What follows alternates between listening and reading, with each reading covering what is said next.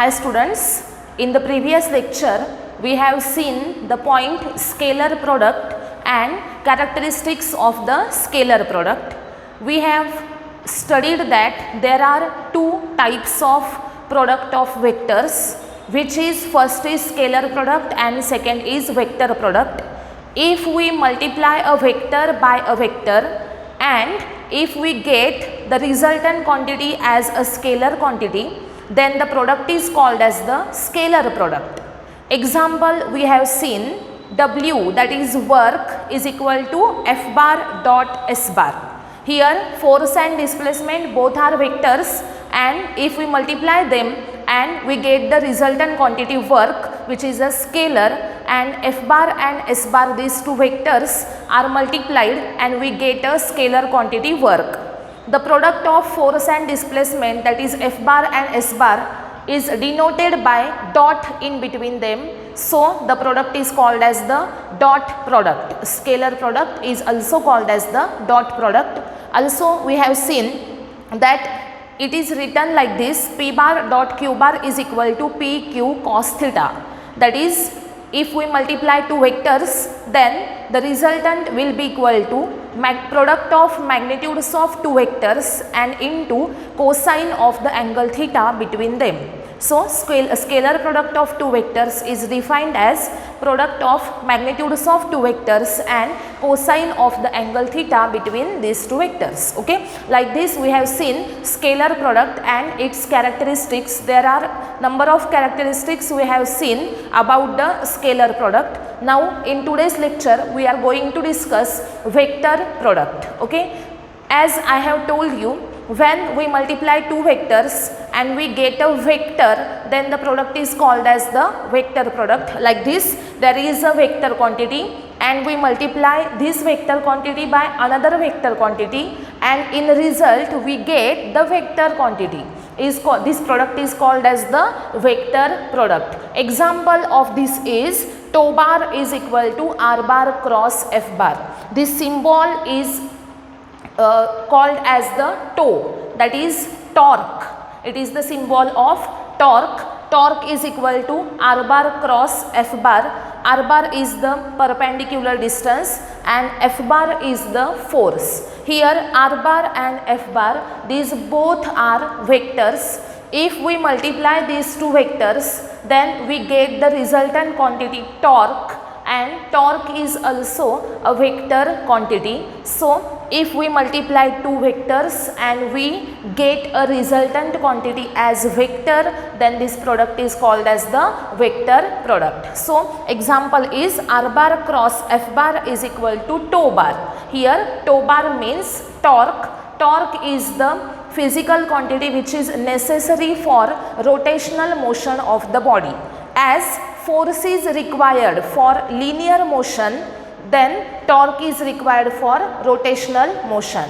In the topic rotational motion, we will study what is meant by the torque. It is not now we have to study. Okay, torque हे जे आहे हे आपल्याला 12th मध्ये कशामध्ये बघायचं आहे बघा, तर रोटेशनल मोशन या टॉपिकमध्ये स्टडी करायचं आहे. त्याचसोबत आत्ता तुम्हाला 11th मध्ये लॉज ऑफ मोशन हा एक टॉपिक आहे, 4th टॉपिक आहे. त्या टॉपिकमध्ये तुम्हाला टॉर्क म्हणजे काय हे डिटेलमध्ये समजेल. आत्ता फक्त आपल्याला फॉर्म्युला माहिती पाहिजे. टॉर्क इज इक्वल टू काय, R bar cross F bar. आणि आता इथे जर व्यवस्थित लक्ष दिलं तर एक लक्षात येईल आपल्या की काल आपण जो फॉर्म्युला लिहिला होता तो बघा, डब्ल्यू इक्वल टू काय होता, F bar dot S bar असा होता. याच्यामध्ये दोन वेक्टरचा प्रोडक्ट घेतला आणि आपल्याला रिझल्टंट क्वांटिटी वर्क मिळाली होती, ती म्हणजे स्केलर होती. आणि तो प्रोडक्ट दाखवण्यासाठी या दोन वेक्टर्समध्ये आपण इथे मध्ये डॉट दिला होता आणि त्याच्यामुळे या प्रोडक्टला डॉट प्रोडक्ट असं म्हटलं जातं. तर आता सेम तसंच बघा, इथे tau bar is equal to काय आहे, R bar cross F bar आहे. मग वेक्टर प्रोडक्ट रिप्रेझेंट करण्यासाठी दोन वेक्टर्सच्या मध्ये डॉट साइन दिलं आहे का, नाही. इथे कसलं साइन दिलेलं आहे, तर क्रॉस मार्क दिलेला आहे. आणि त्यामुळेच वेक्टर प्रोडक्टलाच काय म्हटलं जातं, तर क्रॉस प्रोडक्ट. हे लक्षात ठेवायचं. डॉट प्रोडक्ट म्हणजे असतो स्केलर प्रोडक्ट आणि क्रॉस प्रोडक्ट म्हणजे असतो vector product. Okay, dot product it is meant by scalar product and cross product is nothing but the vector product. Okay, आता याच्यावरून आपल्या लक्षात राहिलं पाहिजे की स्केलर प्रोडक्ट जो आहे त्याच्यामध्ये आपण डॉट यूज करतो म्हणून त्याला डॉट प्रोडक्ट असं म्हणायचं आणि वेक्टर प्रोडक्ट रिप्रेझेंट करण्यासाठी आपण क्रॉस मार्क यूज करतो आणि त्यामुळे या प्रोडक्टला काय म्हटलं जाईल तर क्रॉस प्रोडक्ट. ओके, आलं लक्षात. एक्झाम्पल एक सांगितलं मी इथे, टो बार इक्वल टू काय आहे R bar cross F bar. It is the example of the vector product. आता याच्यामध्ये आपण बघूयात की suppose P bar cross Q bar केलं तर व्हेक्टर मिळतो आर बार. पी आणि क्यू या दोन वेक्टरच्या फॉर्ममध्ये आपण बघूयात. If there is a vector P bar and another vector is q bar, if we multiply these two vectors then we get a quantity, resultant quantity r bar as the vector quantity. Okay, in this case here we use the cross sign, so the product is called as the cross product and resultant is a vector quantity, so it is having both magnitude and direction. इथे P बार आणि Q बार या दोन वेक्टर्सला multiply केल्यानंतर आपल्याला resultant मिळतो R बार आणि हा R बार resultant जो आहे तो कसा आहे बघा, वेक्टर आहे. मग वेक्टर असेल तर त्याला काय आहे तर मॅग्निट्यूडसुद्धा आहे आणि डायरेक्शनसुद्धा आहे. मग त्याचं मॅग्निट्यूड कसं फाइंड आउट करायचं आणि डायरेक्शन कशी फाइंड आउट करायची हे आपल्याला इथे बघायचं आहे. ओके, तर आता आर बार जो आहे त्याचं मॅग्निट्यूड सपोज आपण घेतलं तर ते काय असेल R. Magnitude of R bar is equal to काय असेल R, which is equal to P Q sine theta. Magnitude of R bar म्हणजेच काय आहे तर आर आहे आणि ते कसं फाइंड आउट केलं जाईल P Q sine theta. It is the magnitude of vector product of two vectors. Okay, आता आपण लास्ट लेक्चरमध्ये मॅग्निट्यूड ऑफ स्केलर प्रोडक्ट कसं फाइंड आउट करतात हे पाहिलेलं होतं. मॅग्निट्यूड ऑफ स्केलर प्रोडक्ट कसं फाइंड आउट केलं जातं तर पी क्यू कॉस थिटा असा तो फॉर्म्युला होता, बरोबर. आणि इथे फॉर्म्युल्यामध्ये चेंज काय आहे बघा तर क्रॉस प्रोडक्टसाठी आपण पी क्यू साइन थिटा असं घेतलेलं आहे. म्हणजेच पी बार आणि क्यू बार या दोन वेक्टर्सचे मॅग्निट्यूड घ्यायचे आणि त्याला त्यांच्यामधल्या अँगलच्या साईननं मल्टिप्लाय करायचं म्हणजे पी क्यू साइन थिटा असा फॉर्म्युला कोणाचा मिळाला आपल्याला तर या दोघांचा क्रॉस प्रोडक्ट जो घेतो आपण त्याचा रिझल्टंट जो येतो त्याचं मॅग्निट्यूड किती असतं तर पी क्यू साइन थिटा हे आहे त्याचं मॅग्निट्यूड. ओके, मग आता इथे वेक्टर प्रोडक्टला डिफाईन कसं करू शकता तुम्ही, जसं स्केलर प्रोडक्ट कसा डिफाईन केला होता आपण तर it is defined as the product of magnitudes of two vectors and cosine of the angle theta between them. असं डेफिनेशन कुणाची होती स्केलर प्रोडक्टची होती. मग आता अशाच प्रकारे वेक्टर प्रोडक्ट कसा डिफाईन केला जाईल तर it is defined as the product of magnitudes of two vectors and sine of the angle theta between them. Definition काय असेल product of magnitudes of two vectors and sine of the angle theta between them. It is called as the vector product. Okay, vector product म्हणजे काय तर ज्यावेळेस if we multiply two vectors and we get the resultant quantity as a vector quantity whose magnitude is equal to product of magnitudes of two vectors and sine of the angle theta between them, this product is called as the vector product. आता याची direction कशी find out करायची बघा तर direction find out करण्यासाठी कोणता rule use केला जातो तर right hand screw rule. Right hand screw rule. आता याच्यामध्ये काय आहे बघा राईट हँड स्क्रू रूल म्हणजे काय असतो if the screw is rotated in the direction from p bar to q bar then the resultant will be in the direction in which tip of the screw points. असं त्याचं statement आहे. आता हे जे statement आहे हे आपल्यासाठी महत्त्वाचं नाही, आपल्याला कळलं पाहिजेत की हे कसं डायरेक्शन फाइंड आउट करायची. राईट हँड स्क्रू रूल आपल्याला काय सांगतो if the screw is rotated in the direction from first vector to second vector then the resultant will be in the direction where tip of the screw points. It is the right hand screw rule. आता हा जो rule आहे हा rule use करून कसं resultant find out केला जाईल ते बघा. सपोज इथे आहे P बार हा एक वेक्टर, इथे आहे सेकंड वेक्टर Q बार आणि स्क्रू कसा रोटेट केला बघा P टू Q. म्हणजे आपल्याला इथे प्रोडक्ट घ्यायचा आहे P बार क्रॉस Q बार हा प्रोडक्ट घ्यायचा आहे. म्हणजे P बार हा फर्स्ट वेक्टर, सेकंड वेक्टर कोणता Q बार, म्हणजे P बार इंटू Q बार केलं. आणि इथे सेकंड केस आपण बघूयात. या सेकंड केसमध्ये हा Q बार इथेच असेल, P बार इथेच असेल, फक्त रोटेशनची डायरेक्शन चेंज होईल. आणि डायरेक्शन कशी येईल बघा Q बार क्रॉस P बार. नीट लक्ष द्यायचं सगळ्यांनी. इथे P बार आहे, इथे Q बार आहे. आपण काय केलं तर P बार इंटू Q बार करायचं आहे आपल्याला, P बार क्रॉस Q बार. जर असा प्रोडक्ट घेतला तर रिझल्टंट काय येतो बघायचा, डायरेक्शन कुठे येते. आणि ही सेकंड केस आहे, याच्यामध्ये Q बार क्रॉस P बार घेतलं आहे. डायरेक्शन बघा फर्स्ट इंटू सेकंड, म्हणजे हा ॲरो फर्स्ट टू सेकंड असा गेला. इथे Q इंटू P आहे, म्हणजे सेकंड टू फर्स्ट असा आला. म्हणजे ही जी डायरेक्शन आहे ही आहे अँटी क्लॉकवाईज आणि ही डायरेक्शन जी आहे ही आहे क्लॉकवाईज. लक्षात ठेवा ही डायरेक्शन कशी आहे तर अँटी क्लॉकवाईज आहे, अँटी क्लॉकवाईज. आणि इकडची डायरेक्शन जी आहे ही कशी आहे तर क्लॉकवाईज डायरेक्शन आहे. दोन डायरेक्शन, एक आहे अँटी क्लॉकवाईज आणि दुसरी आहे क्लॉकवाईज. आता एक लक्षात ठेवायचं आहे आपल्याला की तो रूल जे आहे त्याचं स्टेटमेंट आपल्याला जे आहे ते जर तुम्ही पाठ केलं तर तुम्हाला ही डायरेक्शन जी आहे ही कशी सांगायची हे समजणार नाही. त्यासाठी मी जे सांगते ते प्रॉपर लक्षात ठेवायचं. First vector into second vector असं ज्यावेळेस आपण घेतो, म्हणजे P बार इंटू Q बार किंवा Q बार इंटू P बार असेल तर एक लक्षात ठेवायचं आहे की हे जे दोन वेक्टर्स आपण मल्टिप्लाय करणार आहे, ज्यांचा वेक्टर प्रोडक्ट घेणार आहे, ते दोन वेक्टर्स असतात कुठे तर एका प्लेनमध्ये असतात, एकाच प्लेनमध्ये असतात. आणि त्यांचा रिझल्टंट हा कुठे असतो तर त्या प्लेनला परपेंडिक्युलर असतो.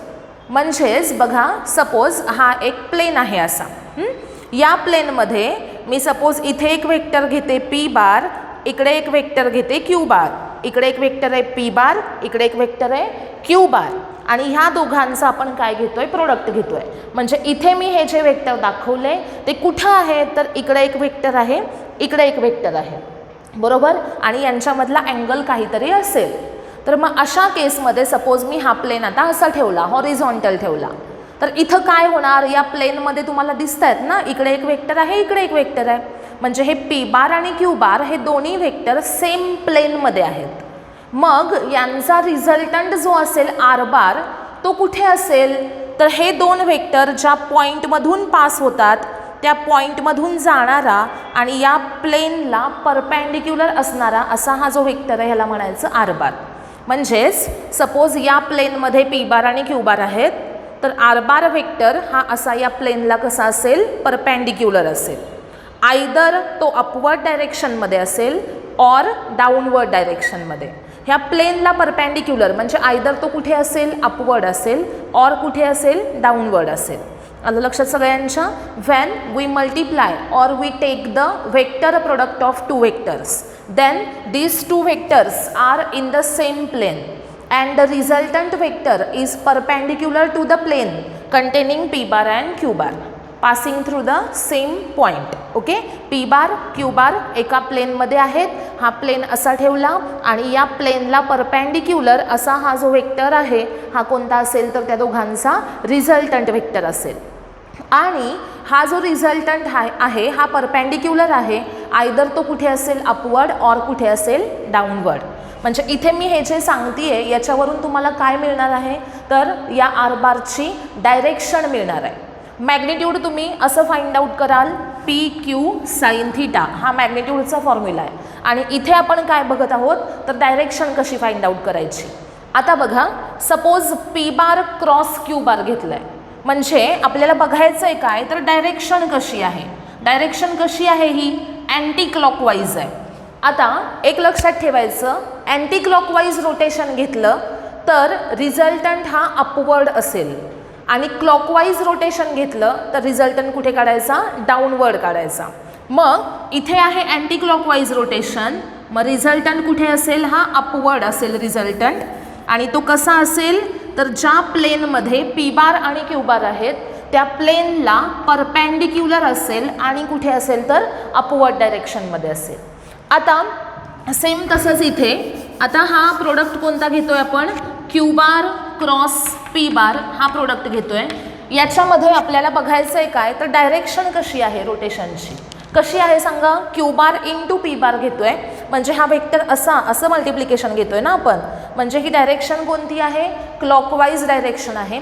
आणि क्लॉकवाईज डायरेक्शन असेल तर कुठे डायरेक्शन कोणती असेल तर डाऊनवर्ड डायरेक्शन असेल. म्हणजे या प्लेनला परपेंडिक्युलर आणि डाऊनवर्ड डायरेक्शनमध्ये इथे असेल रिझल्टंट आर बार. म्हणजे हा आर बार इथला इंडिकेट करतो P bar cross Q bar आणि इथे हा आर बार इंडिकेट करतो क्यू बार क्रॉस पी बार. आता जर तुम्ही दोन्ही पण डायग्रॅम बघितल्यात तर आर बार म्हणजे P bar cross Q bar केलं तर रिझल्टंट येतो अपवर्ड डायरेक्शनमध्ये. आणि जर तुम्ही उलटा प्रोडक्ट घेतला Q bar into P bar केलं, Q bar cross P bar केलं तर रिझल्टंट येतो डाऊनवर्ड डायरेक्शनमध्ये. म्हणजे जर तुम्ही ही ऑर्डर रिव्हर्स केली, पी इंटू क्यूच्या ऐवजी क्यू इंटू पी केलं तर डायरेक्शन काय होते, चेंज होते. म्हणजे जर अपवर्ड असेल तर याच्यासाठी डाऊनवर्ड येते. म्हणजे या दोघांच्या डायरेक्शन हे एकमेकांच्या कशा असतात, अपोजिट असतात. पण दोघांचं मॅग्निट्यूड हे याच फॉर्म्युल्याने काढलं जाईल ना. मॅग्निट्यूड कसं काढायचं तर पी क्यू साईन थिटा. मग पी क्यू साईन थिटाच्या ऐवजी क्यू पी साईन थिटा केलं तरी ॲन्सर तर सेमच असणार आहे. म्हणजेच जर तुम्ही पी बार क्रॉस क्यू बार फाइंड आउट करताय किंवा क्यू बार क्रॉस पी बार घेताय तर दोघांचं मॅग्निट्यूड कसं असणार आहे, सेम असणार आहे. फक्त दोघांच्या डायरेक्शन्स कशा असतील, अपोजिट असतील. डायरेक्शन कुठे असेल, जर पी बार क्रॉस क्यू बार घेताय तर डायरेक्शन आहे इथं अपवर्ड. आणि जर क्यू बार क्रॉस पी बार घेताय डायरेक्शन कुठे येते आहे, डाऊनवर्ड येते आहे. मग याचा अर्थ जर तुम्ही ऑर्डर रिव्हर्स केली, पी बार क्रॉस क्यू बारच्या ऐवजी क्यू बार क्रॉस पी बार घेतलं तर हे दोन रिझल्टंट वेक्टर इक्वल वेक्टर्स होतील का, नाही होणार. का नाही होणार, का तर इक्वल वेक्टरसाठी सेम डायरेक्शन सेम मॅग्निट्यूड पाहिजेत, बरोबर. आणि इथं काय होणार तर सेम मॅग्निट्यूड आहे पण डायरेक्शन अपोजिट आहे. म्हणजे हे दोन वेक्टर कसे आहेत तर अपोजिट वेक्टर्स आहेत. म्हणजेच काय तर निगेटिव्ह वेक्टर्स आहेत. आलं लक्षात सगळ्यांच्या. आता इथे बघा वेक्टर प्रोडक्टमध्ये मी काय सांगितलं, what is meant bye a vector product, when we multiply a vector by another vector and we get the resultant quantity as a vector quantity, then the product is called as the vector product. Magnitude of the vector product of p bar cross q bar is equal to r bar. In this, the magnitude of r bar is r, which is found by the formula pq sin theta. R is equal to pq sin theta. From this formula we can find the magnitude of resultant of vector product of p bar and q bar. Okay, to find the direction we use the right hand screw rule, which shows that if we rotate the screw in the direction from p bar to q bar, then resultant is in the direction where tip of the screw points. This is the statement of the right hand screw rule. Okay, but according to statement we can't say how where will be the resultant. So remember that when we multiply two vectors, then these two vectors, okay, these two vectors are in the same plane. जेव्हा आपण दोन vectors multiply करतो म्हणजेच दोन वेक्टरचा cross product घेतो तेव्हा cross product ज्यांचा आपण घेत आहोत ते दोन वेक्टर्स हे एका सेम प्लेनमध्ये असतात आणि त्यांचा रिझल्टंट जो आहे तो कुठे असतो, त्या प्लेनला परपेंडिक्युलर असतो. Either it may be in upward direction or it may be in the downward direction. Remember, for anti-clockwise motion the resultant of p bar and q bar must be in the upward direction and for clockwise motion it will be in the downward direction.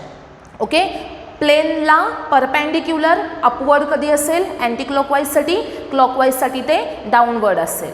आलं लक्षात. बघा आता याच्यावरून आपण काय सांगू शकतो बघा, तर जर P bar cross Q bar is equal to R bar असेल तर Q bar cross P bar is equal to minus R bar असेल.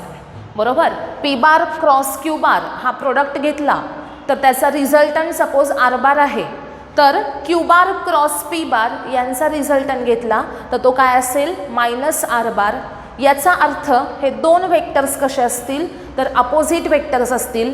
म्हणजेच P bar cross Q bar आणि Q bar cross P bar याचे रिझल्टंटचं magnitude same असेल आणि directions कशा असतील तर अपोजिट असतील. मॅग्निट्यूड कसं फाइंड आउट करायचं दोघांचं पण पी क्यू साइन थिटा या फॉर्म्युल्यानुसार या दोघांचे पण मॅग्निट्यूड फाइंड आउट केले जातील. पण एकाची डायरेक्शन अपवर्ड असेल तर दुसऱ्याची कुठे असेल डाऊनवर्ड असेल. आलं सगळ्यांच्या लक्षात. बघा इथे आपण बघितलं की what is meant by the vector product, how to find the magnitude of resultant of vector product of two vectors and how to find the direction of resultant of cross product of two vectors. Okay.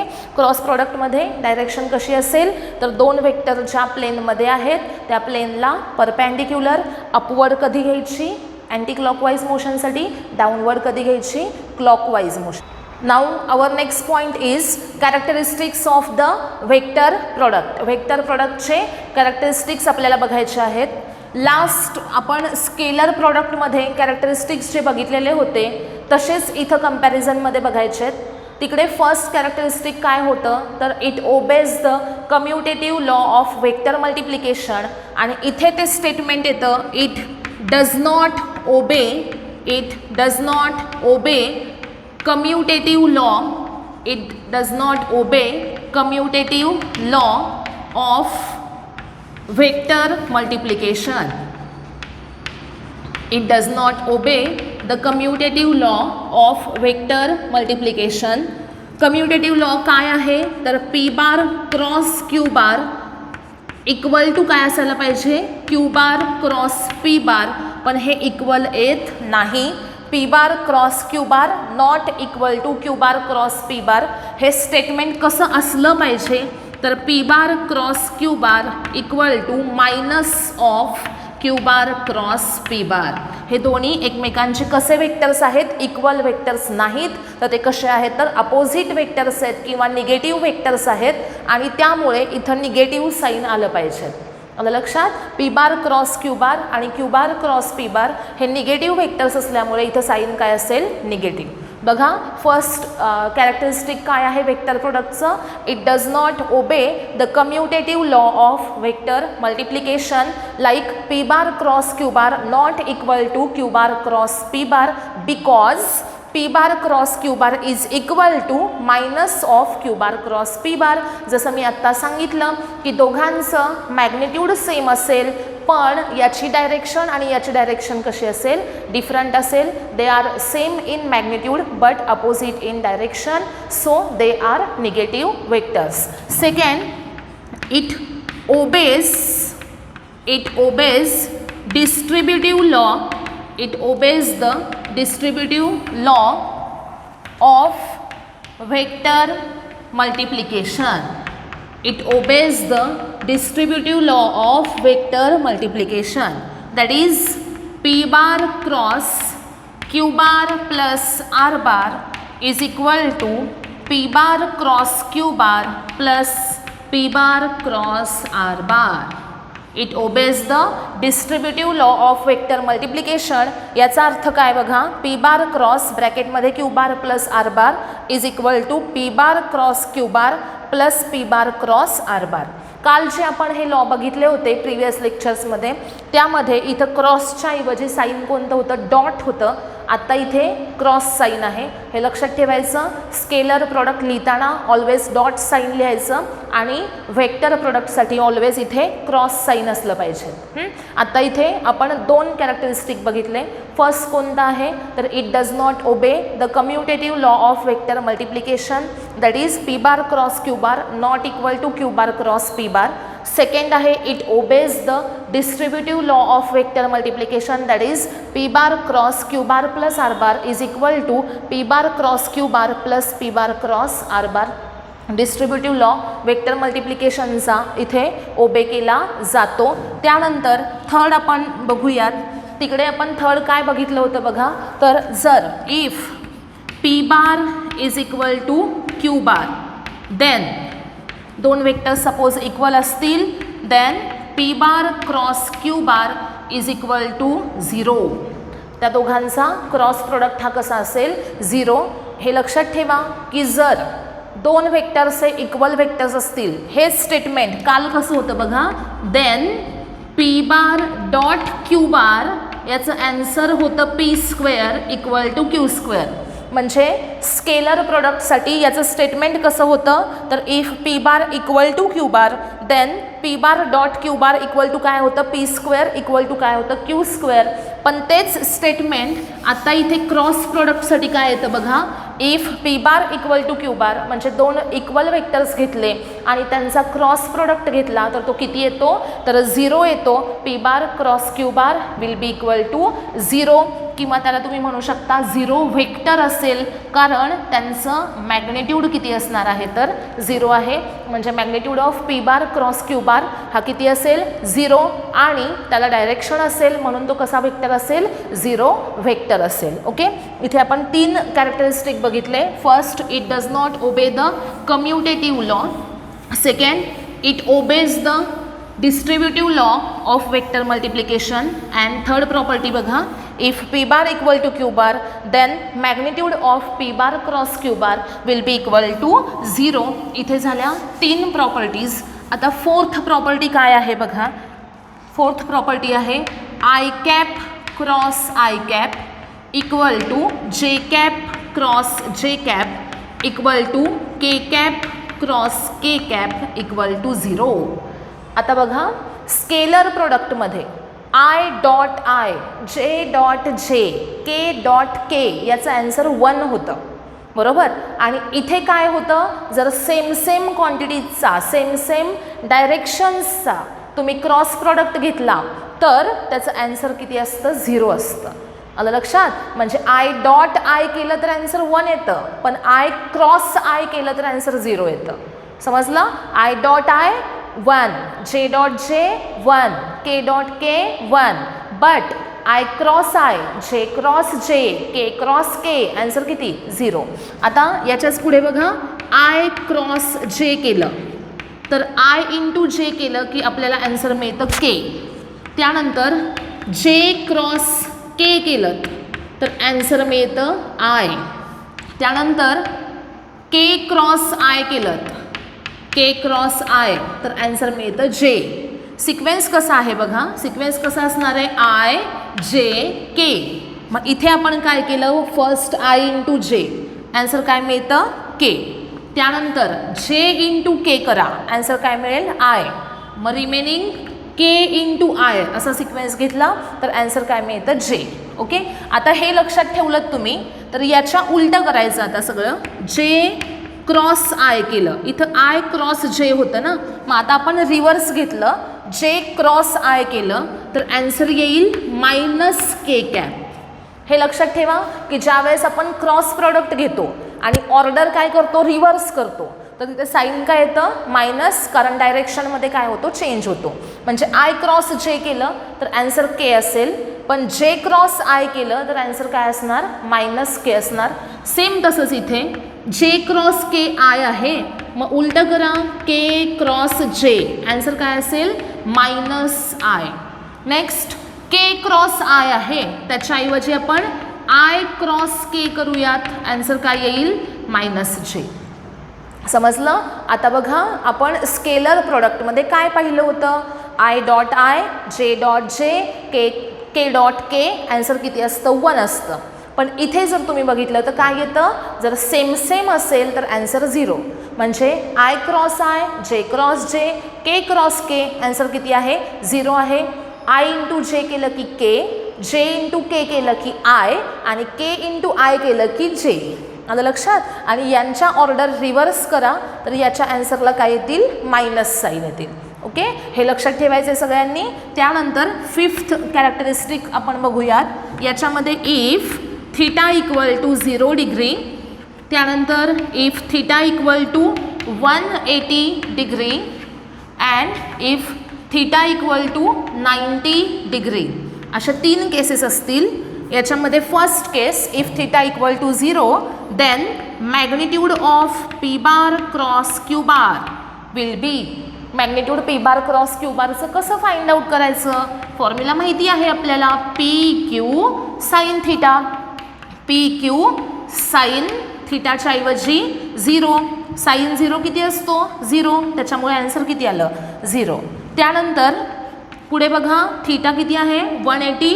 मग magnitude of P bar cross Q bar will be equal to P Q sine theta which is equal to P Q sine 180 and sin 180 is also 0, so the answer will be 0. Then if theta equal to 90 degree then magnitude of p bar cross q bar will be equal to pq sin theta, pq sin 90, and we know that sin 90 is equal to 1, so the answer will be pq. Okay, see here we have seen 3 cases. First is if theta is equal to 0 degree then magnitude of cross product that is p bar cross q bar याचं magnitude काय असतं? pq sin theta. थीटाच्या ऐवजी 0 place केला, sign 0 किती असतो? 0. मग 0 नी pq ला मल्टिप्लाय करा, आन्सर किती आलं? 0. पुढे थीटा किती आहे? 180 आहे, म्हणजे साइन 180 आला. साइन 180 किती असणार? 0. आणि लास्ट थीटा किती असेल? 90. तर त्या केसमध्ये pq साइन 90 टाका, आन्सर किती येईल? साइन 90ची व्हॅल्यू 1 असते, त्यामुळे फायनल आन्सर pq आलं. म्हणजेच इथे आपण 2 प्रॉपर्टी बघितल्या बघा. अँगल जर 0 असेल तर क्रॉस प्रोडक्टचं मॅग्निट्यूड 0. अँगल 180 असेल तरी पण क्रॉस प्रोडक्टचं मॅग्निट्यूड हे किती असेल? 0 असेल. आणि जर अँगल 90 असेल, कोणाच्यातला अँगल? तर पी आणि क्यू या दोघांच्यातला अँगल, बरोबर. थीटा हा कुणाच्यातला अँगल असतो? The angle between 2 vectors P bar and Q bar. 2 vector एकमेकांना पॅरलल असतील तर त्यांच्या क्रॉस प्रोडक्टचं मॅग्निट्यूड हे किती असतं? 0 असतं. 2 वेक्टर एकमेकांना अँटी पॅरलल असतील. पॅरलल म्हणजे कसे आले? हे असे आले ना पॅरलल. मग अँटी पॅरलल कसे येतात? तर एक वेक्टर असा असेल आणि दुसरा इकडे असा असेल, याला म्हणायचं अँटी पॅरलल. ओके, पॅरलल आहेत तर मॅग्निट्यूड किती आहे? 0. अँटी पॅरलल असतील तरी पण मॅग्निट्यूड 0 आहे. आणि ज्या वेळेस पी बार आणि क्यू बार हे दोघं एकमेकांना परपॅन्डिक्युलर असतील त्या केसमध्ये पी क्यू साइन थीटाचं आन्सर किती येतं? P Q. म्हणजे रिझल्टंटचं मॅग्निट्यूड काय असणार? पी क्यू असणार आहे. ओके, आता पुढे बघूयात नेक्स्ट कॅरेक्टरिस्टिक.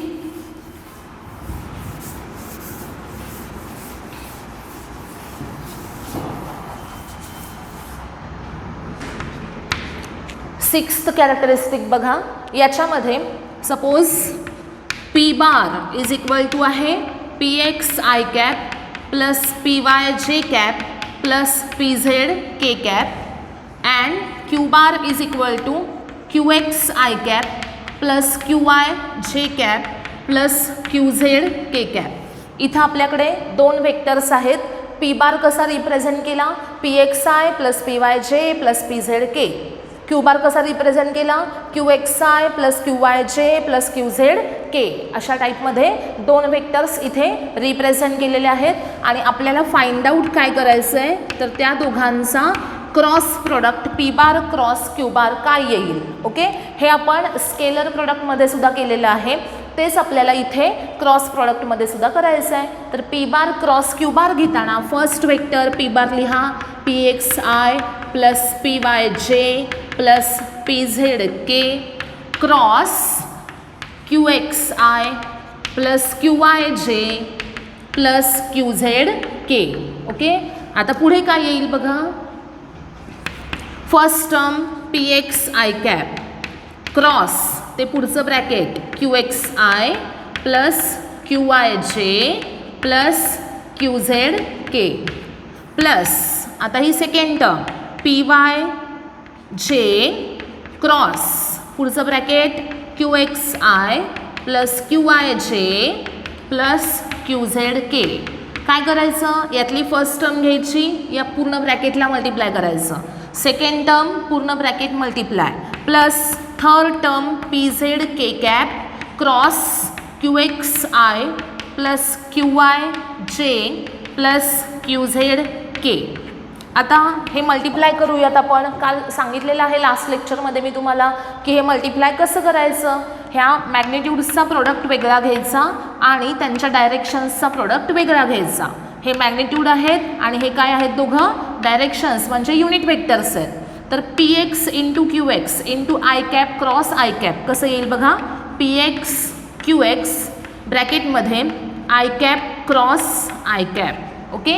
आता plus sign second P X into Q Y P X into Q Y ब्रॅकेटमध्ये बघा I cap cross J cap I cap cross J cap plus next term P X into Q Z P X into Q Z into bracket काय येईल बघा I cap cross K cap I cap cross K cap. Okay. Next आता P वायची term घ्यायची plus P Y into Q X into bracket J cap cross I cap बघा. Next P Y into Q Y P Y Q Y ब्रॅकेटमध्ये J cap cross J cap cross J cap plus next P Y into Q Z P Y into Q Z into next bracket J cap cross K cap plus P Z into Q x first K cap cross I cap plus P Z into Q Y next काय येईल के cap cross J cap plus काय असेल बघा P Z into Q Z K cap cross K cap. आता याच्या आधी आता एक प्रॉपर्टी आपण बघितली ज्याच्यामध्ये बघितलं होतं की सेम असेल प्रोडक्ट क्रॉस प्रोडक्ट तर काय घ्यायचं आन्सर 0. म्हणजे इथे आय क्रॉस आय जे क्रॉस जे के क्रॉस के या तिघांचा आन्सर किती असेल 0 असेल. आणि बाकीचे काय येतात बघूयात आपण.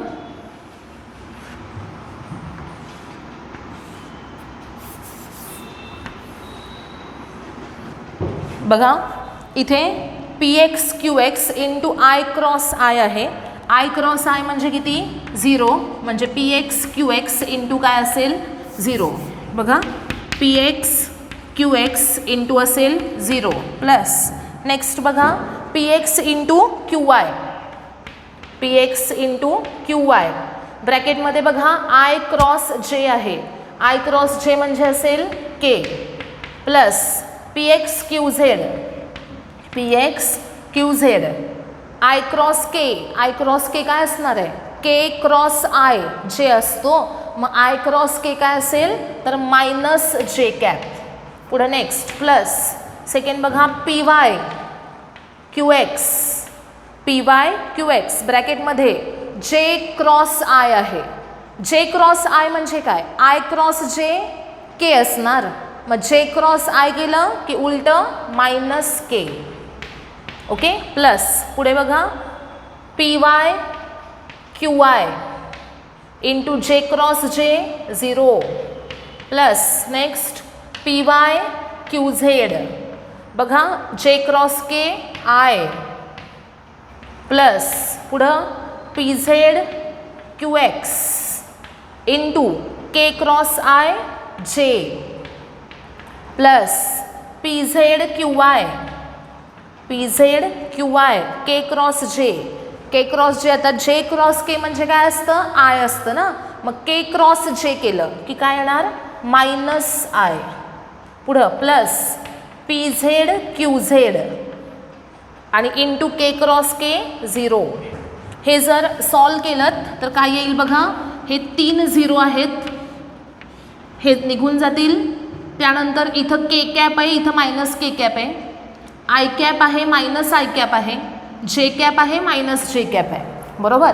मग आता इथे आपण काय करू शकतो बघा आय कॅपवाले कुठे आहेत इथं आहे आय कॅप आणि इथं आहे आय म्हणजे काय घेऊयात आपण P X I cap into bracket, i cap into bracket काय येतं बघा, P Y Q Z minus P Z Q Y. काय आहे, I cap into bracket P Y Q Z minus P Z Q Y. त्यातून minus जे घ्यायचा पुढे, minus J cap common काढायचा. यातला मायनस जे कॅप कॉमन काढला तर फर्स्ट टर्म येईल P X Q Z, second term येईल minus P Z Q X बघा. आणि प्लस के कॅप कॉमन काढा तर पुढे काय येईल बघा, फर्स्ट टर्म येईल P X Q y minus P Y Q X. बघा काय केलं आपण, ह्या 3 टर्म कॅन्सल झाल्या. बाकीचे जे शिल्लक राहिलेले आहेत त्याच्यामध्ये आय मायनस आय आहे, इथं आय आहे, इथं मायनस आहे, इथं जे आहे, इकडं मायनस जे आहे, इथं के, इथं मायनस के आहे. First term I cap common काढला, आय कॅप राहिलं इथलं पी वाय क्यू झेड आणि इथला minus P Z Q Y. Okay, जेमधून मायनस जे कॉमन काढायचा, मायनस जे कॅप कॉमन काढला म्हणजे ही फर्स्ट टर्म आली पी एक्स क्यू झेड. आणि हा प्लस आहे ना, म्हणजे इथं साईन परत मायनस आलं पाहिजे, म्हणजे मायनस इंटू मायनस काय येईल तर प्लस येईल बरोबर. म्हणजे ही मायनस कॉमन काढल्यामुळे ही टर्म फर्स्ट आली, ही टर्म सेकंड, त्याच्यातून काय होणार मायनस होणार. आणि प्लस के कॅप कॉमन काढायचा, plus K cap, first term P X Q Y आणि second term minus P Y Q X. Okay, आता हे जे आहे हे कशाचं ॲन्सर आहे बघा, तर आय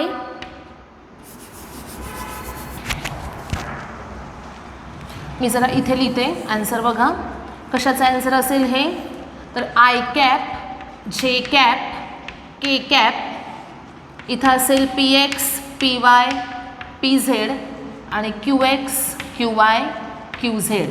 हे जे आहे हे मिळेल कुणाचा answer, P bar cross Q bar. याचा ॲन्सर काय असेल तर डिटर्मिनंटमध्ये बघा हे जे आहे इथं जे तुम्हाला मिळालं आहे तर हे कशावरून मिळतं तर या डिटर्मिनंटवरून मिळतं. डिटर्मिनंट काय आहे, आय जे के. एक वेक्टर, फर्स्ट वेक्टर काय आहे P X P Y P Z, ते इथं लिहायचं. त्यानंतर second vector Q X Q Y Q Z हे त्याच्या खाली लिहायचे. म्हणजे फर्स्ट वेक्टरचे तिन्ही मॅग्निट्यूड एका लाईनमध्ये असतील आणि सेकंड वेक्टरचे मॅग्निट्यूड त्याच्या खाली असतील. म्हणजे I cap J cap K cap हे आहेत युनिट वेक्टर्स. त्यानंतर फर्स्ट वेक्टर जो मल्टिप्लाय केला आहे त्याचे मॅग्निट्यूड्स असतील एक्स वाय झेड आणि त्यानंतर सेकंड वेक्टर जो आहे त्याचे 3 मॅग्निट्यूड असतील. आणि याचं ॲन्सर हे जर तुम्ही सॉल्व केलं तर तुम्हाला हे इथं जे आपण लिहिलेलं आहे ते मिळेल. आता एकदा इथे बघा, मग मी ते तुम्हाला दाखवते ते कसं सॉल्व करायचं आहे. बघा, ज्यावेळेस आपण 2 वेक्टर्स मल्टिप्लाय करतो आहे, क्रॉस प्रोडक्ट घेतो, त्यावेळेस हे सगळं सॉल्व केल्यानंतर आपल्याला इथे हे ॲन्सर मिळतं. आणि हे ॲन्सर हे कुणाचं आहे तर या डिटर्मिनंटचं आहे. कारण डिटर्मिनंट कसा सॉल्व करायचा ते बघूयात आपण, म्हणजे तुमच्या लक्षात येईल. बघा, सपोज तुम्हाला हे असं दिलं आहे I cap J cap K cap आणि इथं दिलं आहे P X P Y P Z आणि इथे आहे Q X Q Y Q Z. हे असं गिव्हन आहे. तर फर्स्ट घ्यायचा आय कॅप घ्यायचा. आय कॅप ज्या रोमध्ये आहे कॉलममध्ये आहे ते सोडून द्यायचं. हे 4 रिमेनिंग फॅक्टर्स जे आहेत त्यांचं पहिल्यांदा लेफ्ट टू राईट असं मल्टिप्लिकेशन घ्यायचं, पी वाय क्यू झेड आणि मायनस हे घ्यायचं minus P Z Q Y. Okay, त्यानंतर हा जे जो आहे इथला सेकंड फॅक्टर त्याला ऑलवेज साईन मायनस द्यायचं. ह्याला मायनस साईन दिलं, मायनस जे झाला. ओके, हा मायनस जे झाला. ब्रॅकेटमध्ये जेचा कॉलम आणि रो सोडून द्या. हे 4 व्हॅल्यूज राहिल्या. फर्स्ट मल्टिप्लिकेशन करताना हे असं करायचं आहे डाऊनवर्ड, म्हणजे पी एक्स क्यू झेड येईल आणि मायनस हे remaining P Z Q X असं येईल प्लस आय जे के, इथं आहे P X P Y P Z आणि Q X Q Y Q Z. Okay, आता प्लस के कॅप घ्यायचा आहे. के कॅपचा कॉलम आणि रो सोडून द्या, 4 व्हॅल्यूज राहतात. याच्यामध्ये फर्स्ट मल्टिप्लिकेशन हे करायचं पी एक्स क्यू वाय आणि मायनस हे multiplication P Y Q x. आता हे डिटर्मिनंटचं ॲन्सर आहे आणि हेच ॲन्सर आपलं इथं आहे. बघा, I cap into P Y Q Z minus P Z Q y minus J cap into P X Q Z minus P Z Q x plus K cap into P X Q y minus P Y Q x. आणि त्यामुळे या ॲन्सरवरून आपण काय लिहिलं आहे तर हे equal to हे आहे ना, म्हणजेच हे याचं ॲन्सर हे येतं, म्हणजे हे इक्वल टू हे आहे. म्हणजेच आपल्याला काय मिळतं तर ज्या वेळेस आपण दोन वेक्टर्सचा क्रॉस प्रोडक्ट घेतो तेव्हा त्या क्रॉस प्रोडक्टचं ॲन्सर काय असतं तर P bar cross Q bar is equal to काय असेल तर डिटर्मिनंटमध्ये आय जे के आणि त्याच्या खाली फर्स्ट वेक्टर आणि सेकंड वेक्टर असं लिहायचं आहे.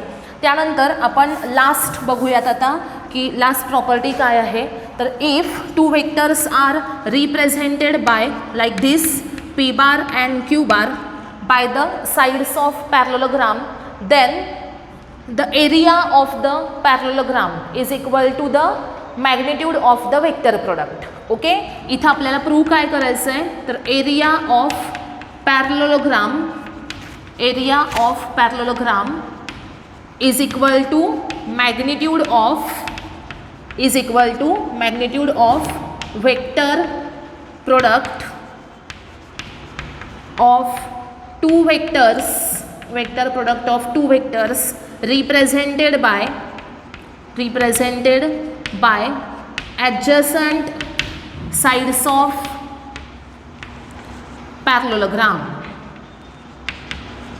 बघा काय सांगितलेलं आहे तर ज्या वेळेस दोन वेक्टर हे पॅरलोग्रामच्या ॲडजसंट साईड्सला रिप्रेझेंट केले जातील त्यावेळेस त्या पॅरलोग्रामचा एरिया इज इक्वल टू काय असणार आहे तर magnitude of vector product. Okay, म्हणजेच जे दोन वेक्टर इथं ॲडजसंट साईड्सला रिप्रेझेंट केलेत त्यांचं तुम्ही वेक्टर प्रोडक्ट घेतला आणि त्याचं मॅग्निट्यूड फाइंड आउट केलं तर ते इक्वल टू काय असेल तर त्या पॅरलोग्रामचा एरिया. आता इथे आपण बघूयात की हा पॅरलोग्राम आपण कंप्लीट केला सपोज, याच्यातून इथे एक परपेंडिक्युलर टाकला आणि हा अँगल सपोज थिटा घेतला OABC असं इथे लिहिलेलं आहे आपण आणि याची हाईट सपोज BD अशी असेल तर याच्यामध्ये एरिया ऑफ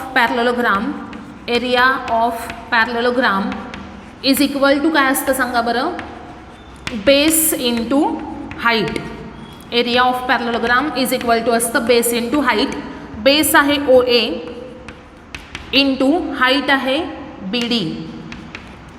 OA जे आहे OA ते म्हणजे त्याचं मॅग्निट्यूड काय असेल OA बार काय रिप्रेझेंट करतो P बार म्हणजे त्याचं मॅग्निट्यूड आलं P इंटू BD. आता हा जो BD आहे BD हाईट ती कशी फाइंड आउट करायची तर त्याच्यासाठी इन ट्रँगल OBD, ट्रँगल हा बघा OBD हा ट्रँगल, याच्यामध्ये आपल्याला काय फाइंड आउट करायचं आहे BP, मग साइन थिटा घ्यायचा. Sine theta is equal to opposite side upon hypotenuse. Opposite side आहे BD अपॉन हायपोटेनस आहे OB. बघा BD अपॉन OB. BD म्हणजे काय आहे तर हाईट आहे आणि OB काय आहे बघा OB तर क्यू बार म्हणजे त्याचं मॅग्निट्यूड आलं Q. Therefore we can write as BD is equal to Q sine theta. म्हणजे BD इज इक्वल टू काय मिळतं बघा साइन थिटा आहे BD अपॉन Q म्हणजे BD is equal to Q sine theta आहे. मग इथे आपण लिहूयात BDच्या ऐवजी Q साइन थिटा आणि PQ साइन थिटा आहे काय येतं तर magnitude of P bar cross Q bar. आलं लक्षात सगळ्यांच्या, म्हणजे area of parallelogram is equal to magnitude of cross product of two vectors. आलं लक्षात.